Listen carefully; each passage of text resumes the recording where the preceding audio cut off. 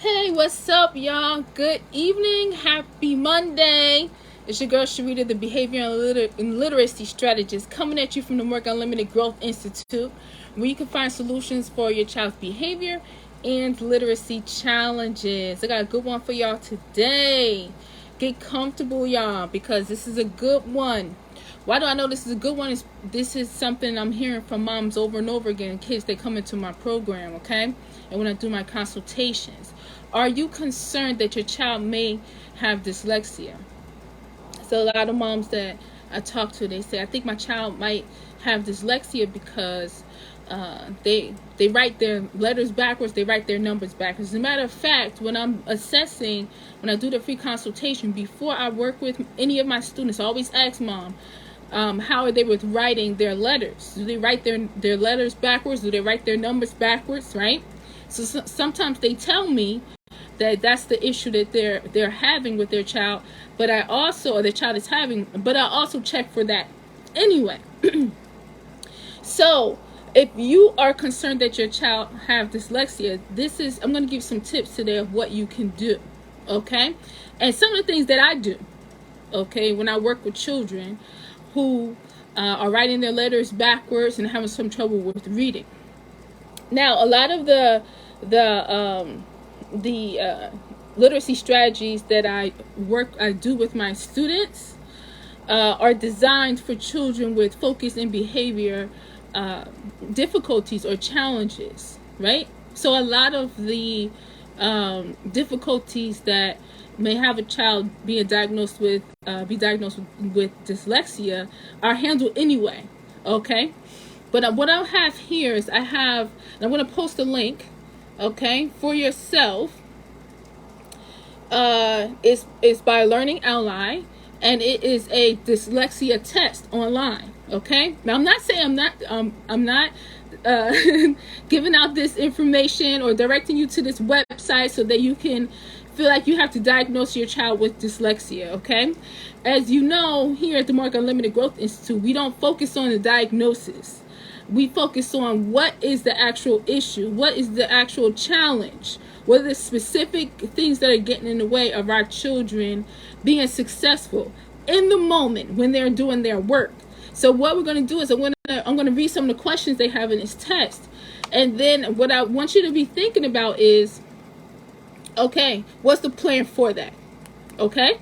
So I'm not going to read all of them because there's like 5 pages of them. So I'm going to read a couple. We're going to talk about them, okay? So the first one, it says, does your child have difficulty sounding out words phonetically, particularly new words, like the word giraffe?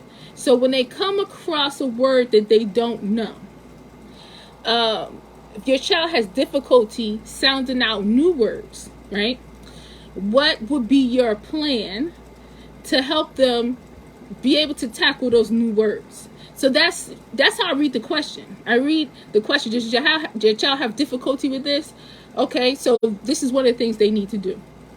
And then how would we be able to do it? Okay, so with that particular word that your child comes across, you take that word and help your child conquer that word.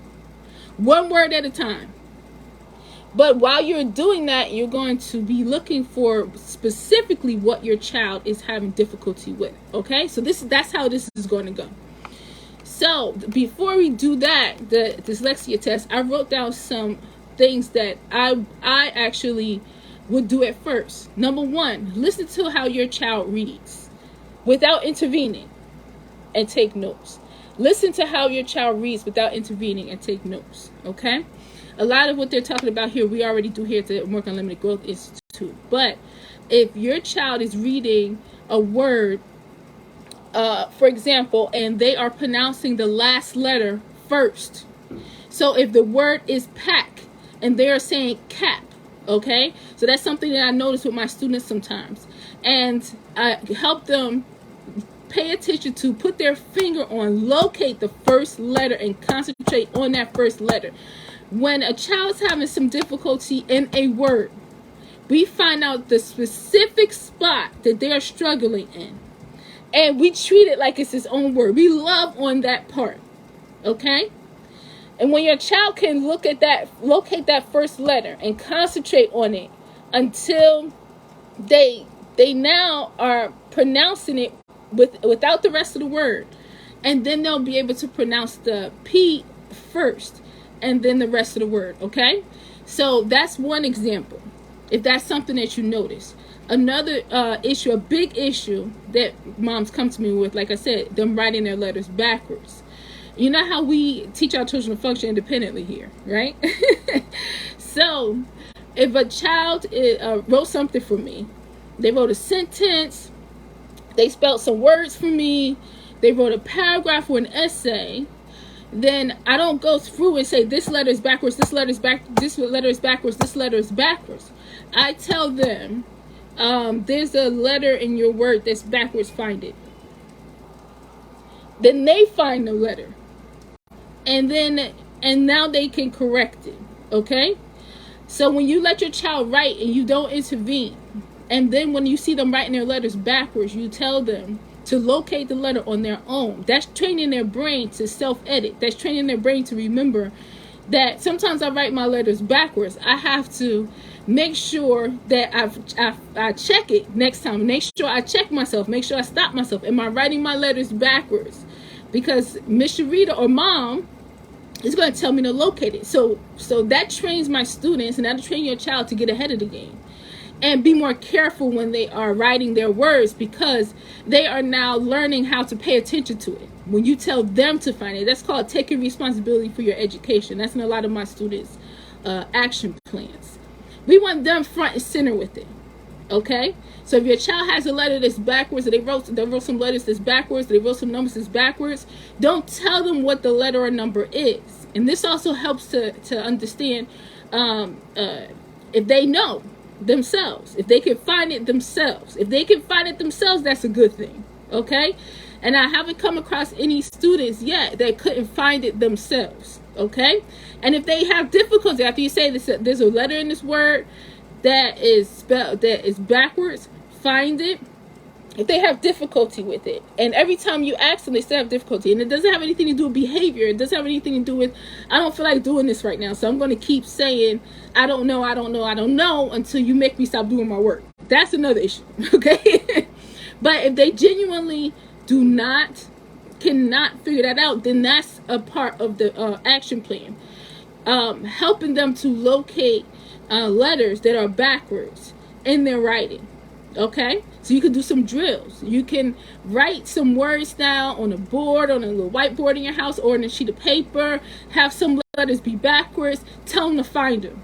For every letter that's backwards, you get a point. That you find, you get a point. Let's see how many points you can get. Now, I just thought that up just now, but that's something to do with kids, to have them become motivated and get their brains to work. The more we put responsibility on our kids, the more we put responsibility on our kids, they become self-motivated. They work their brains, they train their brains, and they're able to do things that they thought they couldn't do. Okay? So under no circumstances do you tell them what the letters are. You tell them to find it. Okay? Find the letters. All right, so now that we got that out of, those are my little tips really quickly. Here are some other questions. Number 2, does your child either reverse letters when writing, well after most children of similar age have stopped doing so, or leave out letters in the word? Like, for example, the word swimming, they would spell it SWIMNG. Oh yeah, I see all this. Now, I have some thoughts on this. We just talked about the reversing of the letters, right? Writing the letters backwards, right? Or writing the letters in swimming. You may have the I first before the W, right? That kind of thing. Okay? Well after, this part right here, well after most children of similar age have stopped doing so. If your child has not mastered these skills in kindergarten, and they go into 1st grade, and they still haven't mastered them, they go into 3rd grade, and they still haven't mastered them, they go into 4th grade, and 5th grade, and 6th grade, and then in 6th grade, and they're doing this, it's because they didn't master it in kindergarten and 1st grade level. You understand? That's how you have to think. That if they didn't master it then, It's time to master it now. So we don't really want to compare them to what the other kids in their classes are doing or what's considered normal. What do you feel they should be doing at this time? And or what do you want them to do? Some moms are ready for their kids to start writing their words and their letters backwards in kindergarten, right? I mean, the right way in kindergarten, right? And that's me. I'm that mom. So I'm working with my child, Maya, and she's going to kindergarten in September, okay? So, if they are not doing that, if they're still doing that well after most children have stopped, it's just because they haven't mastered it when they were younger. And it's time to get to work. Number 3, does your child incorrectly copy notes from the board by missing information, misspelling, or reversing information?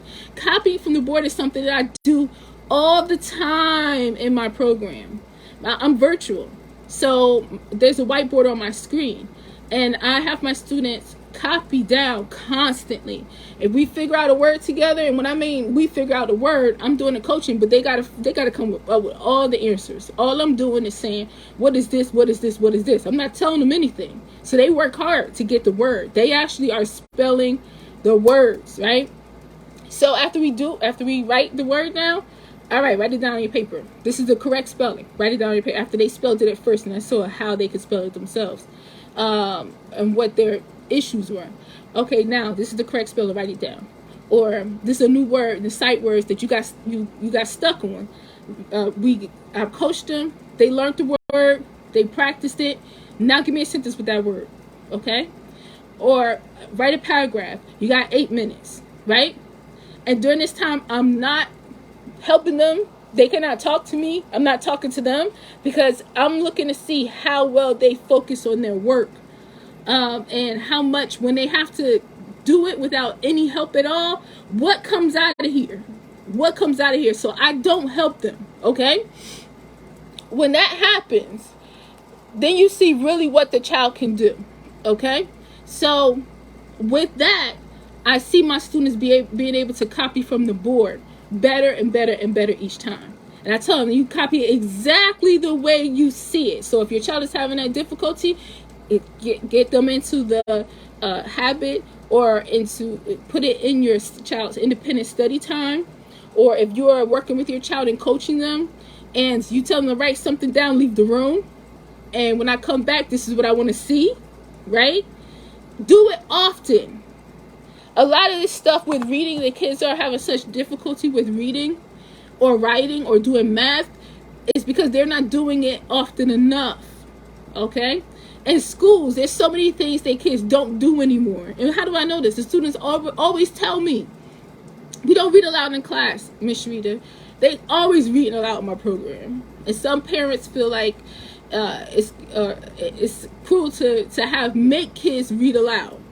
My students read aloud, they give answers aloud, they participate aloud, they read their writing aloud, they do all of it aloud. And some parents think it's cruel to do that, or some people, because some kids are not comfortable, they worried about getting stuff wrong. Well, that's my job. My job is to make sure that they keep going so they can get to success, so that they feel comfortable, and now they are motivated, and now they are raising their hands to read out loud. See, we got to get past that, worrying about the resistance or worrying about how they feel in the moment, and then letting them give up. We got to stop that mess, okay? All right? So they do it often, all the time. They will improve, okay? All right, let me look at the next one. Let me open this up again. All right. When you're comparing your child to others, here we go, compare your child to others again, of similar age or grade, do you feel your child is academically at the same level with their peers? Again, I want to focus on at their peers, because some of my students are ahead of their peers, and they're still in my program because that's what their mom wants. So we're not worried about what their peers are doing. Just think more like this. If your child's in the 4th grade, what level do you want them to function on? 4th grade level, 5th grade level? Is your child functioning on the level that you want them to function on? Don't worry about their peers, because their peers could be functioning below grade level. They could be, not knowing how to spell that well. What are they doing? My child's doing better than these kids. No, we're not worried about that. But it says, do you feel your child is academically at the same level with their peers? We'll change that to, do you feel your child is functioning at or above their grade level? You say no, we get to work here. We figure out what it is that's holding them back, what's missing in their literacy and their math foundation, right? And we equip them.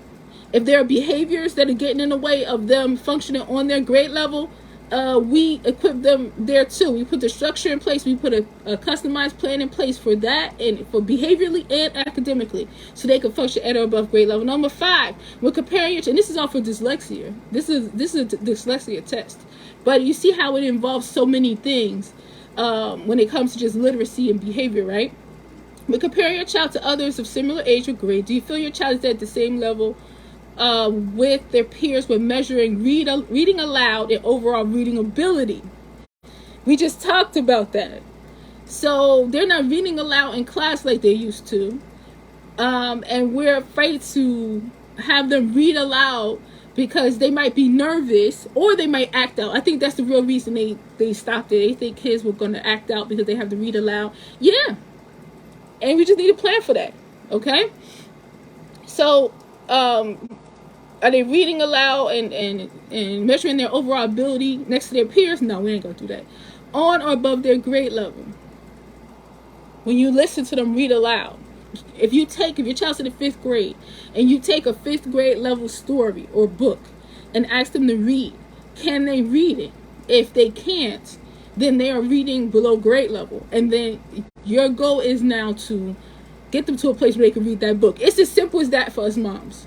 Okay, look, like I said before, I have a background in as a mental health specialist and a special education teacher, but first and foremost, I am a mom, and this is what I want for my children. Okay, and this is what I for my students. Okay, they know I have high standards for them as well, and their moms and I are on the same page, and this is what we're doing here. Okay, number 7. Does your child struggle with solving mathematical word problems? I love this one. I love this one. Okay. As a matter of fact, I was just doing literacy in my program, but moms kept asking me about math. And since my focus is literacy, I included a math word problem class where my students learn how to read, solve, understand, solve, and create their own math word problems. Okay, and for that they have to know how to read it. They have to be able to focus on it. They have to understand it. They have to, understand have comprehension when it comes to math word problems. Okay, so with that, you can easily turn that into a yes too. We turn that into yes here. Okay. But if that's what your child is struggling with, that's important. And whatever math they don't know, because this is not even focusing on math here. This is for dyslexia. Whatever math they don't know, then we equip them with that too. Okay? Because if you don't know math, a math problem I tell my students, and I've been telling my daughter for years, a math word problem ain't nothing but a story with some math in it. Get your child to understand the story, be able to read and understand the story, and make sure that they know how to do the math. Okay? They know how to do math. Then they'll be able to conquer math word problems. All right? Number 8, does your child struggle with multiple choice tests? I love this one too. Due to misunderstanding or misreading details in a question rather than lack of knowledge about the answer. I love this one. And y'all know that my students, whenever we study something and now it's time to answer some questions, they have to read everything on the page. They have to explain to me what the questions mean. If it's multiple choice A, B, C, and D, they have to read each multiple choice option. And then if they pick C, they have to tell me why it's not B, why it's not A, why it's not D. So, yeah, we could do that too, right?